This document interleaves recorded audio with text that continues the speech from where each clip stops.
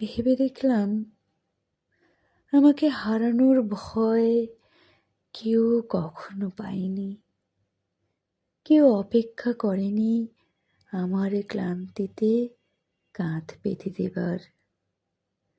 আমি কখনো ধৃষ্টতা দেখাইনি হারিয়ে যাওয়ার। তাই ঝড়ে শিউলির মতো কেউ মূল্যায়ন করেনি আমার অনুভূতির, কেউ যত্নে রাখিনি স্মৃতি, বিশ্বাস রাখিনি অস্তিত্বে। হারিয়ে যাইনি বলে নিজেকে খুইয়েছি প্রতিনিয়ত। আমার অস্তিত্ব ফিকে হয়েছে নিজেরই উদাসীনতায়, নিজের আগে অন্যকে গুরুত্ব দেওয়ায়। আমাকে হারানোর ভয় কখনোই কারো ছিল না।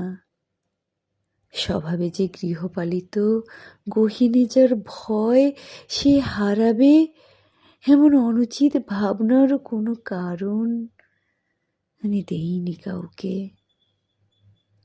আজকের গুরুত্বহীন আমি, আমারই অবদান।